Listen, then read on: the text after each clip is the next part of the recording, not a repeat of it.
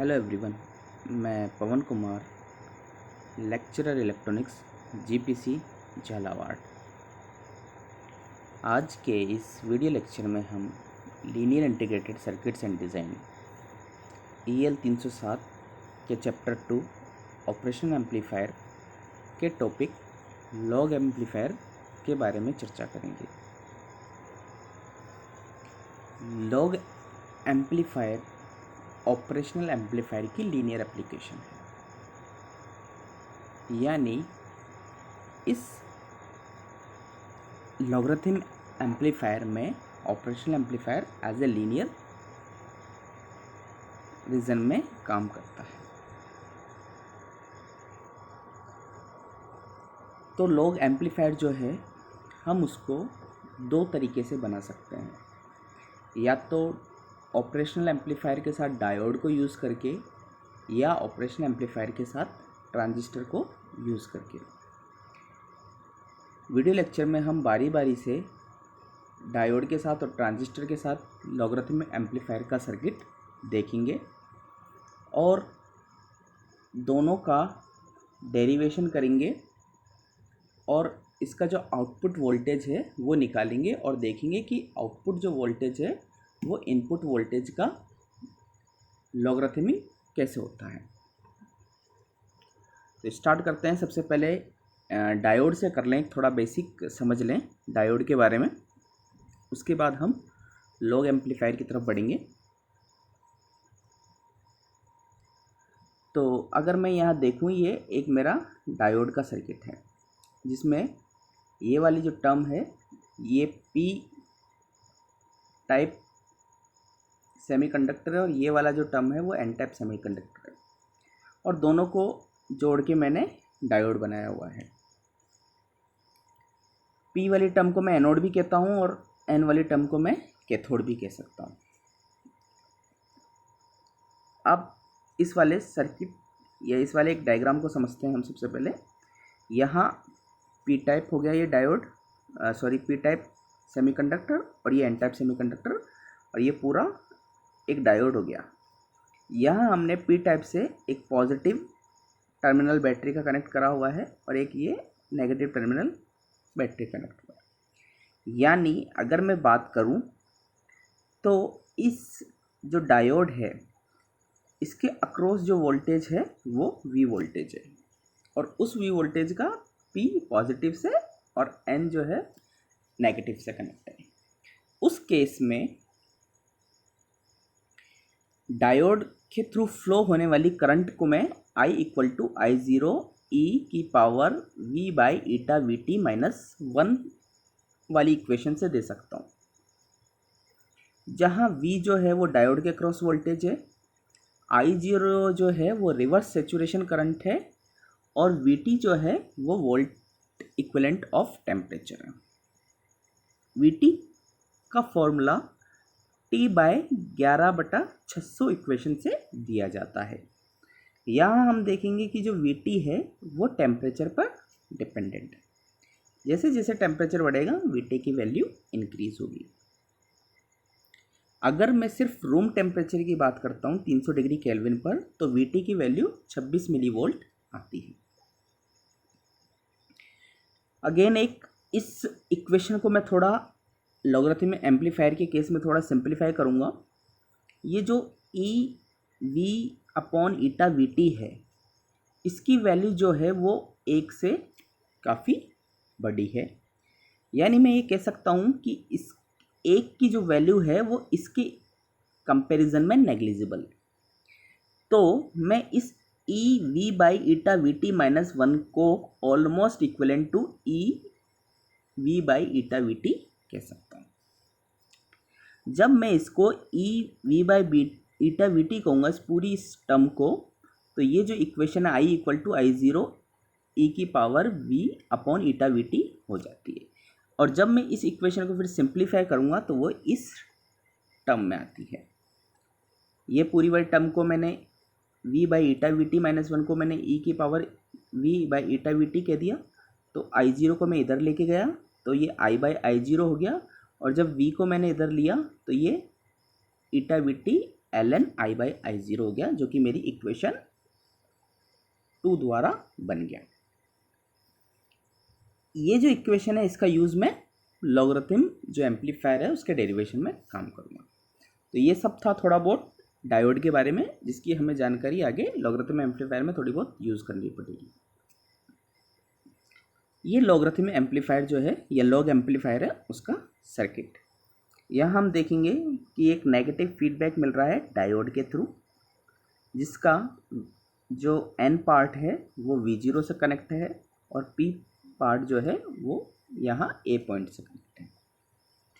Non inverting terminal को मैंने ground करा हुआ है और इन्वर्टिंग टर्मिनल जो है वो R से कनेक्ट होते हुए Vin से कनेक्ट है। Vin मेरा यहाँ इनपुट है और V0 जो है वो मेरा आउटपुट है। ये जो लॉगरिथम एम्पलीफायर है जिसका जो ये V0 है या V आउट है, उसकी इक्वेशन जो है वो इस Vin के लॉग के में आएगी। ये लॉग एम्पलीफायर हमारा है। यहाँ मैं देखूँगा कि ये जो V0 से कनेक्ट है, यानी VB, अगर मैं इस पॉइंट पे वोल्टेज की बात करूँ तो VB इक्वल टू 0, और इस पॉइंट पे बात करूँ तो जो यहाँ वर्चुअल ग्राउंड का मैं कंसेप्ट लगाऊंगा तो VA इक्वल टू VB होता है, और चूंकि VB की वैल्यू 0 है इसलिए VA की वैल्यू भी 0 होगी। By virtual ground VA equal to VB बराबर 0। नेक्स्ट मैं यहाँ देखूँगा कि ये जो करंट फ्लो हो रही है, ये ऑपरेशनल एम्पलीफायर का जो इम्पोर्टेंस है वह ऑलमोस्ट इन्फिनिटी होता है, तो इसलिए ये करंट इधर ना जाके पूरी की पूरी करंट सीधी इधर से ही जाएगी, यानी इस ब्रांच में फ्लो होने वाली करंट इस डायोड में फ्लो होने वाली करंट के इक्वल होगी। अब मैं देखता हूँ कि इस ब्रांच में या इस वाले जो सर्किट है इसमें क्या करंट फ्लो हो रही है R के थ्रू। तो वो करंट फ्लो होगी Vin minus VA upon R, जो कि इस I के इक्वल होगी। चूंकि VA की वैल्यू 0 है तो जो करंट की वैल्यू आती है मेरे I equal to Vin upon R। I equal to Vin minus VA upon R। VA की वैल्यू 0 रखी मैंने इस वाली इक्वेशन से, तो ये इक्वेशन बनेगी मेरे I equal to Vin upon R। अब इम्पोर्टेंट पार्ट है ये डायोड में फ्लो होने वाली करंट। इसके लिए इक्वेशन थी I equal to I zero E V by eta V T minus 1, या जो इक्वेशन बनी थी V equal to eta V T L N I by I zero. यहाँ जो V था वो डायोड के अक्रॉस वोल्टेज था। अब इस डायोड के लिए इक्वेशन लिखते वक्त मेरे को थोड़ी सावधानी बरतनी है। यहाँ ये 0 से कनेक्ट है और ये V0 इससे कनेक्ट है, तो मैं यहाँ देखूँगा कि इस डायोड के अक्रॉस वोल्टेज जो है वो आएगा VA माइनस V0, यानी VA की वैल्यू 0, तो 0 minus V0 equal to minus V0, तो इस डायोड के अक्रॉस जो वोल्टेज है वो आएगा माइनस V0। अब इस इक्वेशन में मैं सारी वैल्यू पुट करूँगा, तो डायोड के अक्रॉस जो वोल्टेज है वो minus V0 eta V T L N I by I zero जो वैल्यू है मेरी वो रिवर्स सेचुरेशन करंट है। ये मेरी, अगर मैं कहूँ कि ये मेरी इक्वेशन 1 है, ये मेरी इक्वेशन 2 है। अगर मैं इक्वेशन 2 में इक्वेशन 1 से I की वैल्यू रखता हूँ तो ये जो मेरी इक्वेशन है ये वो इस तरीके से बन जाती है। फिर V0 equal to minus eta V T L N और I की value V in upon R यहाँ मैंने रख दी, और ये 0। RI0 जो है वो एक कांस्टेंट है।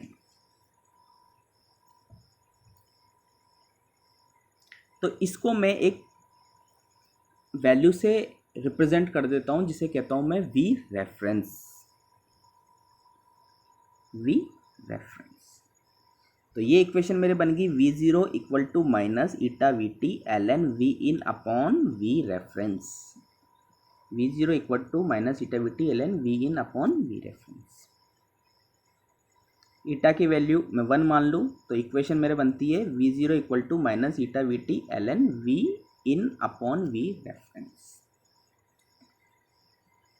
इस जो लॉगरिथम एम्पलीफायर है, अब मैं उसका आउटपुट देखूंगा तो ये जो आउटपुट है वो इस इनपुट का लॉग फंक्शन आ रहा है, इसलिए इसे लॉगरिथमिक या लॉग एम्पलीफायर कहा जाता है। नेक्स्ट मैं इसको ट्रांजिस्टर की सहायता से बनाना चाहूँगा। तो सर्किट इज सेम। अगर मैं ट्रांजिस्टर की सहायता से ही बना रहा हूँ तो जहाँ मैंने पहले डायोड लिया था वहाँ मैं ट्रांजिस्टर ले लूँगा। ट्रांजिस्टर का जो बेस है उसको मैं ग्राउंड करूँगा। ये वाला जो इनपुट कनेक्ट है इसके थ्रू यहाँ देखूँगा मैं, ये जो इसमें ए टर्मिनल, ये मेरा ग्राउंड है, इसको मैंने ए टर्मिनल कह दिया, उसमें वो बी था, कोई दिक्कत नहीं उसमें। यहाँ ए टर्मिनल ग्राउंड है, तो जो ये बी है इस पर भी वर्चुअल ग्राउंड कंसेप्ट के according V A equal to V B, तो वी बी की वैल्यू भी 0 आएगी। जो करंट यहाँ आई फ्लो हो रही है वो आई सी फ्लो होगी। ठीक है, तो I equal to I C current flow होगी। अगर मैं देखूं तो सी वाला जो टर्मिनल है वो भी मेरा ग्राउंड है और बी भी टर्मिनल ग्राउंड है, यानी जो वी सी बी की वैल्यू है वो 0 आएगी, वी बी ई की वैल्यू कुछ वैल्यू आएगी। वी बी ई की वैल्यू हम किसी इक्वेशन से देते हैं, वो आती है V B equal to V T L N I C upon I S, जहाँ आई एस जो है वो है सेचुरेशन करंट। इसको मैं इक्वेशन 1 दे देता हूँ नाम।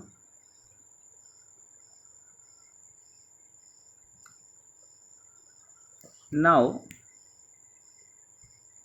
इस पार्ट में मेरे को पहले केवीएल लगानी है, तो मैं इस रेजिस्टेंस में जो आई है वो निकालूं सबसे पहले। तो उसकी वैल्यू क्या आएगी, V in minus V B upon R. चूँकि V A equal to V B है तो वी बी की वैल्यू 0 आ गई, तो वी इन अपॉन आर इस आई करंट की वैल्यू आ गई मेरे पास।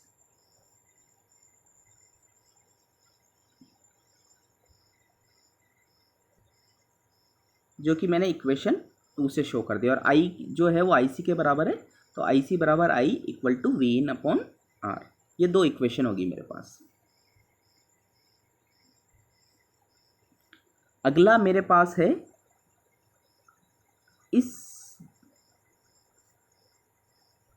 ये जो लूप है मेरा, इसमें मैं केवीएल लगाऊंगा। तो यहाँ केवल केवीएल लगाऊंगा तो ये इक्वेशन आएगी V B E plus V zero equal to 0 और V zero equal to minus V B E भी मैं कह सकता हूँ जब मैं इस लूप में केवीएल लगाऊंगा, या V zero plus V B equal to 0 या V B equal to minus V zero.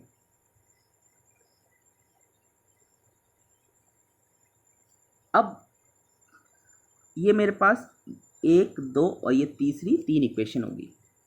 अब मैं क्या करूँगा, इस तीसरी जो इक्वेशन है इसमें minus V zero as it is रहा और वी बी ई की वैल्यू यहाँ से रखूँगा। तो वी बी ई हुआ मेरे पास V T L N I C upon I S, और आई सी की वैल्यू ये रखी, तो इसको मैं रख दूँगा। तो minus V zero equal to V T L N V in upon R I S. Minus को मैं इधर लेके जाऊँगा तो ये इक्वेशन बन जाएगी V zero equal to minus V T L N V in upon R I S. R I S जो है वो एक कांस्टेंट है जिसे मैंने वी रेफरेंस कह दिया। और कांस्टेंट ये लेकिन टेम्परेचर डिपेंडेंट है, उसकी बात हम आगे करेंगे। तो इसको मैंने एक वी रेफरेंस कह दिया है, तो V0 इक्वल टू मेरी इक्वेशन बन गई -VT ln V in upon V reference. तो इस केस में भी मैं देखूंगा कि जो मेरा आउटपुट वोल्टेज है वो इनपुट वोल्टेज का लॉग फंक्शन है। तो जो ये मेरा लॉगरिथम एम्पलीफायर है, इसको मैं दो तरीके से बना सकता हूँ, डायोड और ट्रांजिस्टर।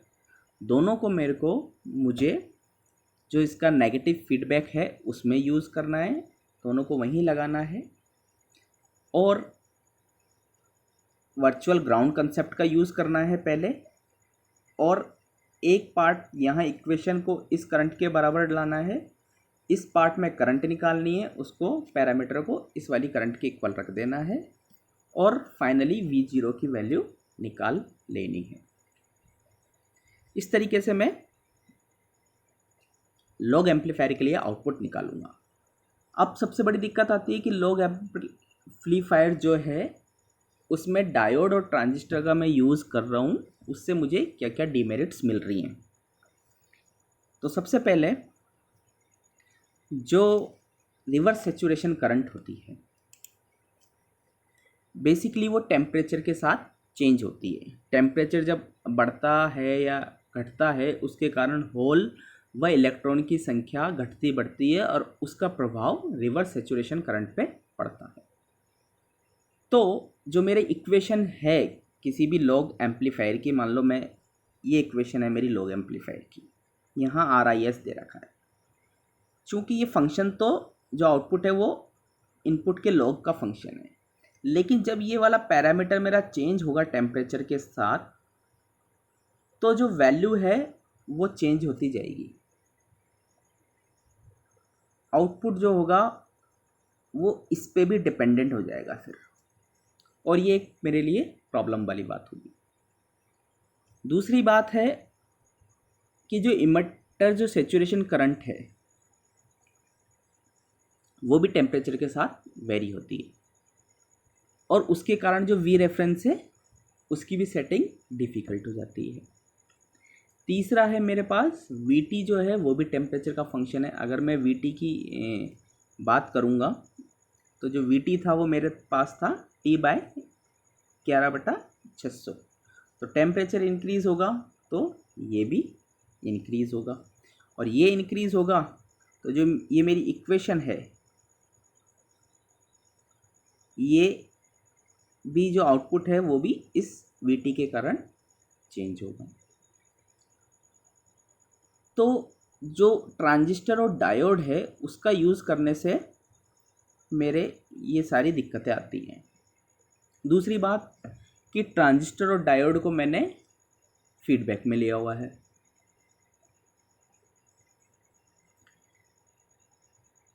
उसके कारण सर्किट जो मेरा है वो ऑसिलेट भी कर सकता है।